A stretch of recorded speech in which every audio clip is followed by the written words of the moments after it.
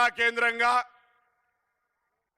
తెలంగాణ రాష్ట్రంలో ఉన్నటువంటి సంవత్సర కాలంగా రేవంత్ రెడ్డి గారి నాయకత్వంలో ఉన్న ఈ ప్రభుత్వం యువ వికాసం కింద తీసుకున్న అనేక కార్యక్రమాల్లో భాగంగా గ్రూప్ 4 కు సంబంధించినటువంటి 8,000 మంది చిల్లర ఉద్యోగస్తులకు నియామక పత్రాలు ఇవ్వడంతో పాటుగా గత సంవత్సర కాలంగా రాష్ట్ర వ్యాప్తంగా తీసుకున్నటువంటి 55,000 ఉద్యోగాల నియామకాలకు సంబంధించి లేదా తెలంగాణ ప్రభుత్వం తరఫున గత సంవత్సర కాలంగా ఉపాధి అవకాశాలను మెరుగుపరిచే కార్యక్రమాలను చెప్పడానికి తెలంగాణ ప్రజా పాలన వారోత్సవాల్లో భాగంగా పెద్దపల్లికి వచ్చేసినటువంటి గౌరవ ముఖ్యమంత్రి గారికి ఒక్కసారి గట్టిగా అందరూ చప్పట్లు కొట్టి స్వాగతం చేయాల్సిన సందర్భంగా కోరుతా ఉన్నాను.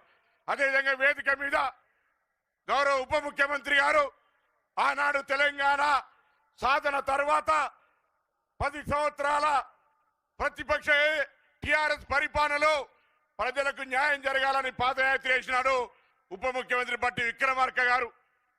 ఈ జిల్లా ఉమ్మడి జిల్లాకు సంబంధించి సీనియర్ మంత్రి గౌరవనీయులు శ్రీధర్ బాబు గారు, మన జిల్లా ఇన్ఛార్జి మంత్రి ఉత్తమ్ రెడ్డి గారు, తెలంగాణ ఉద్యమకారుడు ఆనాడు మంత్రి పదవికి రాజీనామా చేసిన కోమటిరెడ్డి వెంకటరెడ్డి గారు, గౌరవనీయులు పొంగులేటి శ్రీనివాసరెడ్డి గారు, ఇప్పుడే మాట్లాడి వెళ్ళిపోయినటువంటి తుమ్మల నాగేశ్వరరావు గారు, గౌరవ రాష్ట్ర కాంగ్రెస్ అధ్యక్షులు మహేష్ కుమార్ గౌడ్ గారు, ఎమ్మెల్సీ జీవన్ రెడ్డి గారు, పార్లమెంటు సభ్యుడు సోదరుడు గడ్డెం వంశీ గారు, ప్రభుత్వ విపులు లక్ష్మణ్ కుమార్ గారు, వినోద్ గారు, శాసనసభ్యులు, మీ అభిమాన నాయకుడు స్థానిక శాసనసభ్యుడు విజయ రమణారావు గారు, వేదిక మీద ఉన్న పెద్దలు అందరికీ కూడా, డాక్టర్ వివేక్ గారికి, ప్రేమ్ సాగర్ రావు గారికి, కవంపల్లి సత్యనారాయణ గారికి, మేడిపల్లి సత్యం గారికి, అందరి జిల్లాకు సంబంధించి ప్రతి నాయకుడికి ఇక్కడికి విచ్చేసిన అందరికీ నమస్కారాలు తెలియజేస్తా ఉన్నా.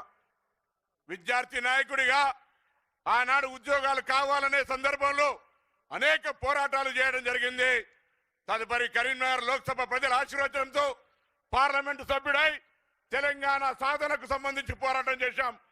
తెలంగాణ ఏర్పడ్డ 10 సంవత్సరాలు ఆ నిరుద్యోగ యువతకు న్యాయం జరగకపోతే అనేక సందర్భాల్లో యువతకు న్యాయం చేయాలని, యువకులకు న్యాయం జరగాలని అనేక వేదికలపై పోరాటం చేయడం జరిగింది. ఈరోజు మీ అందరి ఆకాంక్షల మేరకు నిన్నటికి 1 సంవత్సరం పూర్తయింది. ఫలితాలు వచ్చాయి. ఈ తెలంగాణ ప్రజా పాలన ప్రభుత్వంలో అనేకమైనటువంటి కార్యక్రమాలు, ముఖ్యంగా యువకులకు సంబంధించి నిరుద్యోగ సమస్య పరిష్కార దిశలో తీసుకొని పోయే సందర్భంలో ఈ సభ జరుగుతూ ఉంది.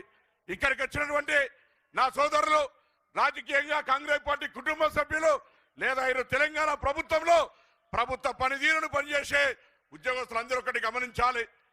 తెలంగాణ ప్రజలకు ముఖ్యంగా ఆకాంక్ష, ఆత్మగౌరవం. గతంలో మన యొక్క అంశాలను చెప్పాలంటే కూడా నియంతృత్వంగా అణిచివేసే పరిస్థితి ఉండే.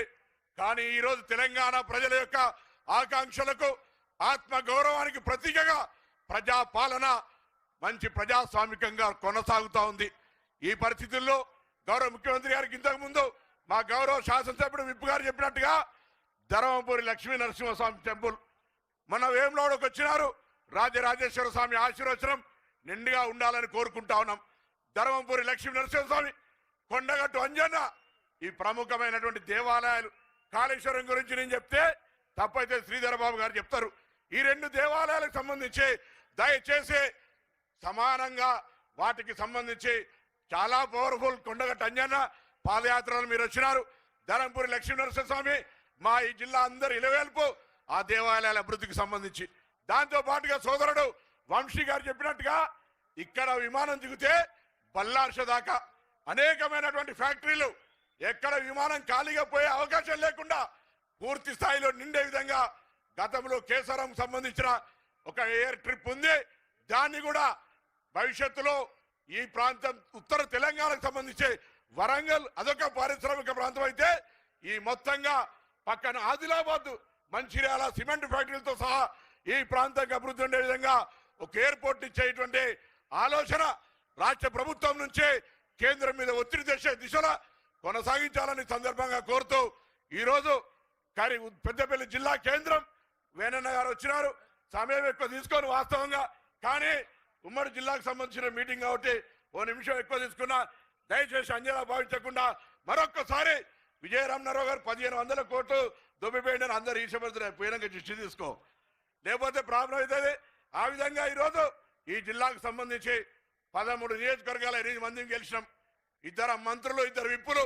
ఈ జిల్లాకు సంబంధించి గతం కంటే బరాబర్గా డెవలప్మెంట్ గౌరవ ముఖ్యమంత్రి గారు, ఉప ముఖ్యమంత్రి గారు, ఇన్ఛార్జి మంత్రి సహకారంతో కరీంనగర్ జిల్లా అన్ని రంగాల్లో అగ్రభాగాన నిలిపే బాధ్యత అందరం కలిసి మా అందరితోనే మాట మనం చేస్తూ మరొకసారి నమస్కారం చెప్తూ సెలవు తీసుకుంటా ఉన్నాను.